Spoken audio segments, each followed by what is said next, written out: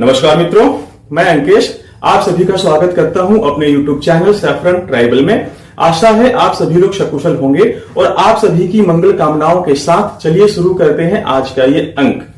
20 नवंबर को महाराष्ट्र और झारखंड में असेंबली इलेक्शंस हुए थे और उसके साथ साथ ही उत्तर प्रदेश, बिहार और असम में भी बाई इलेक्शंस हुए थे और केरला में वायनाड में जो राहुल गांधी ने जो सीट छोड़ दी थी वहां पे लोकसभा के लिए इलेक्शंस हुए थे, बाई इलेक्शंस हुए थे। तो आज हम इस अंक में जानेंगे कि आखिर किस राज्य में किस पार्टी की जीत हुई है। और अभी तक तो आप सब जान ही गए होंगे कि इस राज्य में किस पार्टी की जीत हुई है, बट हम इसमें उसका कंप्लीट एनालिसिस करेंगे और आपको संपूर्ण राज्यों में जहां जहां भी बाई इलेक्शंस हुए थे, इलेक्शंस हुए थे, उनकी जानकारी आपको इस अंक में मिलेगी। तो चलिए सबसे पहले शुरू करते हैं महाराष्ट्र में कुछ ऐसा हुआ है कि आज तक शायद आजाद भारत में नहीं हुआ है, स्वतंत्र भारत में अभी तक ऐसा कुछ हुआ नहीं है। महाराष्ट्र में जो 288 सीटें हैं उसमें से एनडीए जो है 229 जीत रही है, ऐसा लग रहा है, प्रतीत हो रहा है। और उसमें सिर्फ बीजेपी जो है अकेली 131 सीटें जीतती हुई दिख रही है। वहां पे शिवसेना जो शिंदे गुट है वो 54 सीटें जीतती हुई दिख रही है और वहां पे एनसीपी जो अजीत पवार की एनसीपी है वो 40 सीटें जीतते हुए दिख रही है और अदर्स वहां पे 3 सीटें जीतते हुए दिख रहे हैं। तो ये तो है महाराष्ट्र की। महाराष्ट्र में ऐसी बम्पर जीत आज तक कहीं भी किसी का भी नहीं हुआ था, बट इस बार ये जो महायुति है, जो बीजेपी एनडीए अलायंस है, उसने इस बार पूरा का पूरा इतिहास रच दिया है। अगर बीजेपी की इसका स्ट्राइक रेट देखें तो बीजेपी लगभग 85% से भी ज्यादा सीटों पे जीत रही है।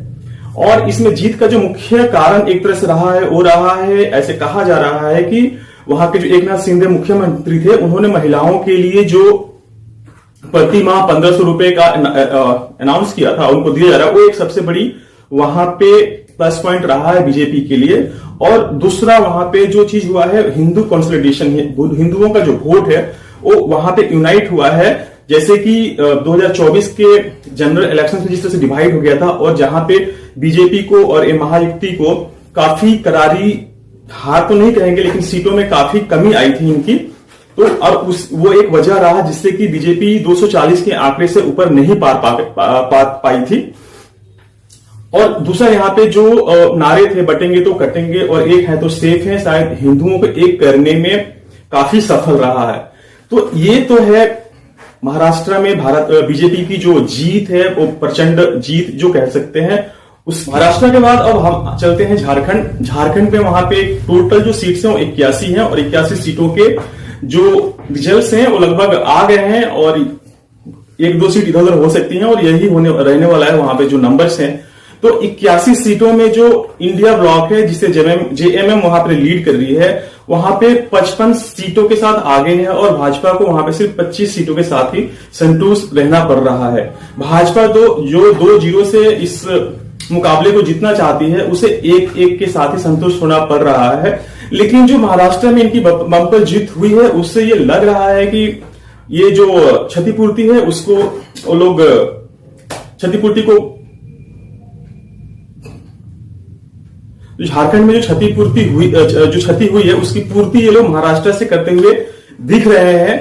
और जो झारखंड में मुख्य मुद्दे थे वो वहां पे थे रोहिंग्या और बांग्लादेशी मुसलमानों को लेके, जो कि वहां पे इलीगल तरीके से आके रह रहे हैं और वहां की जो आदिवासी लेडीज हैं उनके साथ शादी कर रहे हैं और वहां पे जो जमीन है और जो वहां की जो बिजनेस है उस पर हावी हो रहे हैं, उसको कैप्चर कर रहे हैं। तो भाजपा की तरफ से एक मुख्य मुद्दा था। पर जो वहां के जो मुख्यमंत्री हैं हेमंत सोरेन, उन्होंने जो एक लाडली बहना योजना जैसी जो एक स्कीम शुरू की थी, जिसमें महिलाओं को 1000 या 1500 रुपए महीने देने की बात कही गई थी, वो दे भी रहे हैं। ये उनके फेवर में काम कर गया और इसके बदौलत वो 55 सीट वहां पे जीतने में कामयाब रह गए हैं। तो इंडिया ब्लॉक को जो एक सहानुभूति और या कह सकते कॉन्स्टिट्यूशन प्राइज जो है वो झारखंड में मिली है। अदरवाइज जो ये इंडिया ब्लॉक है जिसे कांग्रेस लीड कर रही है, हर जगह उनको करारी हार मिली है। झारखंड के बाद अगर हम बात करें यूपी की, तो यूपी भी काफी चर्चा में रहा था कि यूपी में वहां पे 9 सीटों पे बाई इलेक्शंस थे और उसको एक तरह से जो 2027 में जो यूपी के इलेक्शंस, असेंबली इलेक्शंस होने वाले हैं, उसके सेमीफाइनल के तौर पे देखा जा रहा था। और वहां पे अखिलेश यादव जो 2024 के इलेक्शन जनरल इलेक्शंस में काफी अच्छा 40 से ज्यादा सीट लेके गए थे और काफी अच्छा प्रदर्शन किया था, वो पूरे के पूरे एक तरह से बिल्कुल आश्वस्त थे कि यूपी में इस 9 सीटों में से वो कम से कम 6 से 7 सीट लेके जाएंगे। तो यूपी की जो 9 सीटें थी उसमें तो 7 सीटें खाली हुई थी अखिलेश यादव यानी कि समाजवादी पार्टी की तरफ से और 2 सीटें बीजेपी की तरफ से खाली हुई थी। बट यहां पे एक बहुत बड़ा उलटफेर करते हुए बीजेपी जो है 7 सीट जीतने में यहां पे कामयाब रही है और 2 सीट समाजवादी पार्टी जीतने में कामयाब रही है। और यहां पे एक सीट ऐसा भी है कुंदर की जहां पे जो मुस्लिमों की आबादी है वो 60% है। इस सीट पे भी बीजेपी 1.5 लाख वोटों से आगे आई है। तो इसके बारे में जब बात की जा रही थी, अभी एक प्रेस कॉन्फ्रेंस में जब योगी आदित्यनाथ से पूछा गया कि आखिर कुंदरकी में आप जीत हासिल कैसे कर पाए जहां पे 60% जो आबादी है वो मुसलमानों की है, तो उनका कहना था कि वहां पे जो मुसलमान हैं शायद उनको अपना गोत्र याद आ गया होगा और या ये आ गया कि उनके वंशज जो थे वो भारतीय ही थे, वो कहीं बाहर से नहीं आए थे, अरब कंट्री से या तुर्की से नहीं आए थे। तो यहाँ पे ये भी कहा जा रहा है कि वहां पे जो वोटर्स हैं उनको किस तरह से मनाया गया।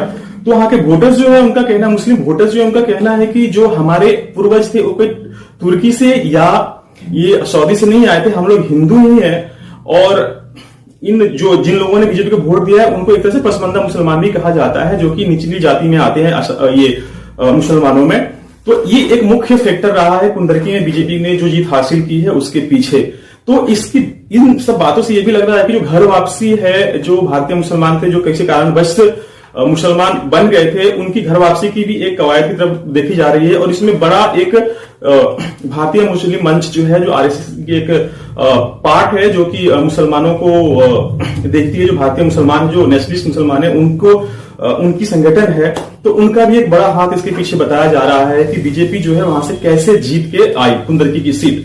तो इसमें से देखा जाए तो 9 में से 7 सीट बीजेपी को लेके आना एक तरह से 2027 का जो चुनाव परिणाम होने वाले हैं उसको भी दर्शाता है और अखिलेश यादव को यहां पे आत्ममंथन करने के लिए भी विवश करता है। तो आशा है आप जो अखिलेश यादव हैं उस पर ध्यान देंगे। बट बीजेपी इस बार बहुत ही करारी जीत हासिल करने में सफल रही है। उसके बाद हम चलते हैं बिहार में 4 सीटों पे इलेक्शंस हुए थे, 4 सीटों पे असेंबली इलेक्शंस हुए थे, जो कि 3 सीट थी वो आरजेडी के पास थी यानी इंडिया ब्लॉक के पास थी और 1 सीट बीजेपी यानी एनडीए के पास थी।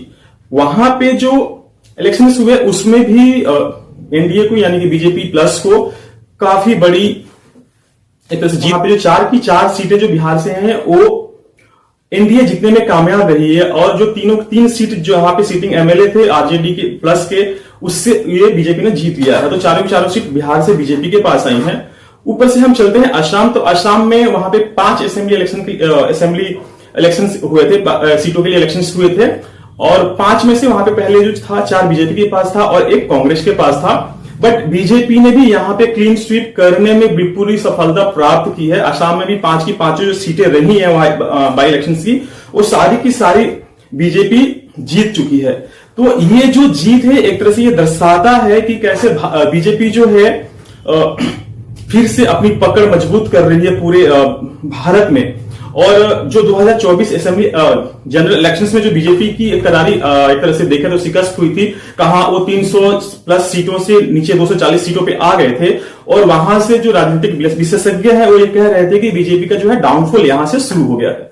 बट बीजेपी ने फिर से अपने आप को, प्रधानमंत्री मोदी ने, योगी ने फिर से अपने आप को साबित किया है और फिर से वो विश्व पटल पे एक बहुत ही मजबूत तरीके से अपने आप को प्रस्थापित करने में सफल रहे हैं। और आगे जो असेंबली इलेक्शंस हैं, दिल्ली में इलेक्शंस हैं, उसके बाद जो भी इलेक्शंस आएंगे, इन चुनाव परिणामों के जो रिजल्ट हैं उस पे इफेक्ट तो जरूर डालेंगे। बट इन चुनाव परिणामों से एक चीज तो अवश्य ही पता चल रहा है कि अब जो है फ्रीबी यानी कि रेवड़ी पॉलिटिक्स है वो बहुत काम करने वाली है। जो जनता को जितना रेवड़ी बांट सकता है उसी को वोट, मतलब उसी की सरकार बनने जा रही है। तो आई थिंक बीजेपी ने अपनी पिछली गलतियों से सीख ली है और आगे इसी तरह से इनके जो नीतियां होंगी इसी तरह से होंगी और अपने आप को एक मजबूत तरीके से प्रोजेक्ट करेंगे अपने आप को भारत में। तो आशा है आप सभी को संपूर्ण जानकारी जो इलेक्शंस और बाई इलेक्शंस असेंबली के हुए थे उसके बारे में आपको जानकारी मिल गई होगी। अगर आप लोगों को इससे कुछ जानने को मिला है तो मैं आपसे फिर पुनः आग्रह करूंगा कि कृपया मेरे इस चैनल को लाइक कीजिए, सपोर्ट कीजिए और शेयर करना ना भूलें। तब तक के लिए जय श्री राम, बहुत बहुत धन्यवाद अंत तक बने रहने के लिए।